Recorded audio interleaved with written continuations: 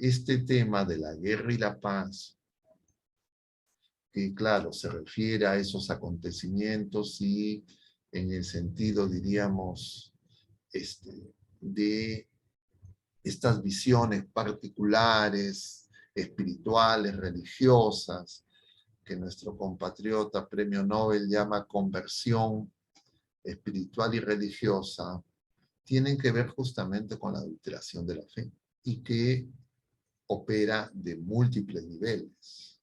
Y entonces nosotros tenemos que tener claro contra quién es la guerra, quién es el enemigo. Porque el Señor nos decía en este discurso que hace el Señor luego de llamar a los 12, Evangelio según San Lucas capítulo 6, lo hemos visto los domingos precedentes.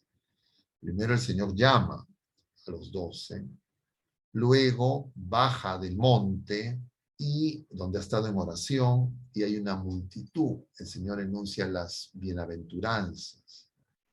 Y luego las bienaventuranzas y los ayes, ¿no? Que es la versión de San Lucas. Y luego de ese pasaje, el Señor va a ir diciendo que tenemos que amar a nuestros enemigos. Porque si amamos solamente a los que nos aman, ¿qué mérito tenemos? Y con la vara que midamos vamos a ser medidos, que no juzguemos, que no nos fijemos en la paja, en el ojo ajeno, la astillita, decía el Evangelio el domingo pasado, sino en la viga que tenemos en el propio. Y entonces estamos en un tiempo de conversión.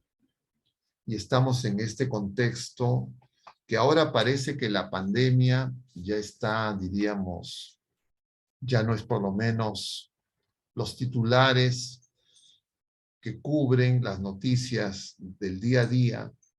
Yo no veo televisión, no sigo las noticias, pero supongo que el problema bélico entre Rusia y Ucrania es lo que debe estar teniendo una parte importante de las noticias.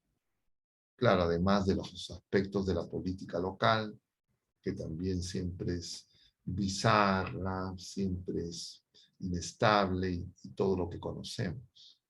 Y entonces todas esas cosas hacen que nosotros nos confundamos, nos apasionemos y tengamos afectos, empatías de distinto tipo.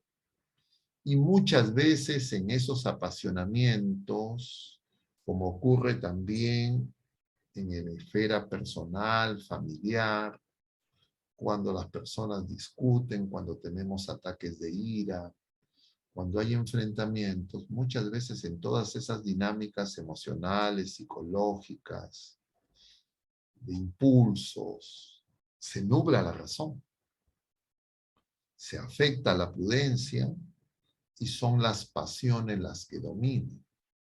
Y entonces, muchas veces en esas circunstancias, incluso nuestra oración puede ser una oración donde no sabemos qué pedir. Y si es que nuestra oración no es escuchar, entonces tampoco vamos a ser iluminados en la oración. Y este tiempo de Cuaresma que hemos empezado el día de ayer, es un tiempo de conversión, es un tiempo de gracia, es un tiempo que es un retiro espiritual con Cristo mismo. Toda la iglesia entramos en retiro, en realidad el Señor invita a la humanidad entera para que volvamos a Él. Pero si estamos tan distraídos, si hay tantas y múltiples informaciones de distinto tipo, si es que de repente esta información es confusa o solamente vemos información de uno de los lados, de una de las fuentes, entonces nosotros nos vamos a dejar mover por pasiones humanas, por intereses, y muchas veces podemos nosotros distraernos de lo importante, de lo trascendente. Y el punto es que la guerra es contra Dios. La guerra no ha estallado en enero, en febrero, ni siquiera el 2014. cuando se produjeron estos enfrentamientos que terminaron con la situación previa a lo que estamos viendo actualmente en Ucrania, sino que la guerra la hacemos nosotros contra Dios. Y esto no se resuelve con tratados humanos.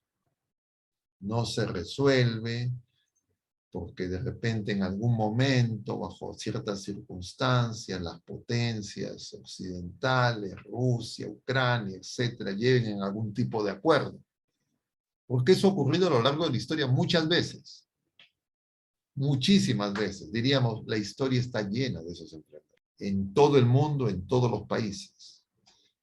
Y de la misma manera o de manera análoga que decíamos nosotros que las enfermedades físicas, que son un mal, como la guerra, el enfrentamiento fratricida entre criaturas humanas, también es un mal, eso no viene de Dios.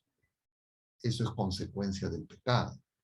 Y si es que nosotros no nos convertimos, lo que simplemente se tienen acuerdos, pactos humanos, pero el orden humano no es el que nos va a dar verdadera paz y verdadera seguridad, sino el orden que viene de Dios, que viene de lo alto.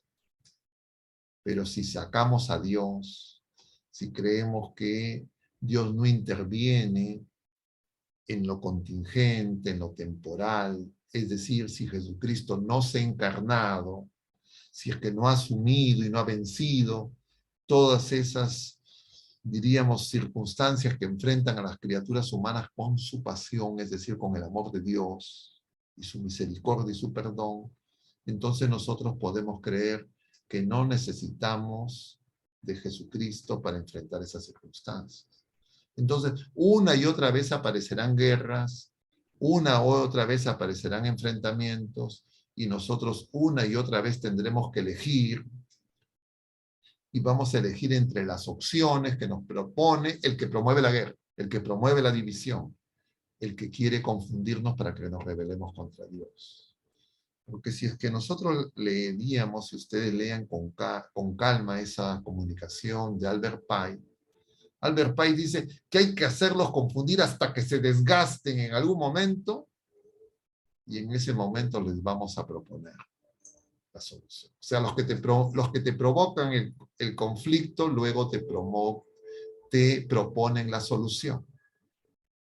Y claro, llama la atención que estos acontecimientos que en esa carta, más allá si es que el autor fue o no fue, etcétera, etcétera, todas las controversias que luego se suscitaron en torno a esta carta, porque obviamente quisieron negarla, pero lo concreto es que la carta existe, que tiene esas fechas y que habla de acontecimientos que ocurrieron 60, 70 años después, 80 años después, y hay acontecimientos que todavía no están terminados de cumplir, como esa llamada Tercera Guerra Mundial, que no va a ser como las anteriores. Y entonces, nosotros tomamos nota de eso porque está anunciado, está profetizado en la revelación.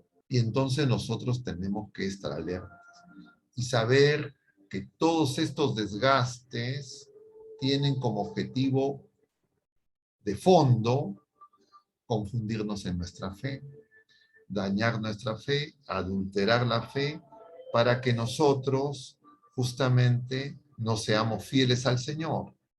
Y entonces, en el Evangelio de hoy, el Señor, capítulo 9, versículos de 22 al 25, luego de haberles preguntado en el Evangelio según San Lucas a los apóstoles, ¿quién dice la gente que soy yo?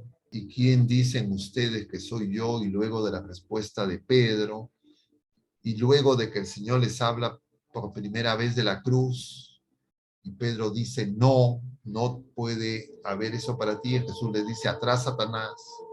Luego el Señor se dirige a los otros discípulos, le dice, quien quiere venir en pos de mí, que se niegue a sí mismo, que tome su cruz y me siga.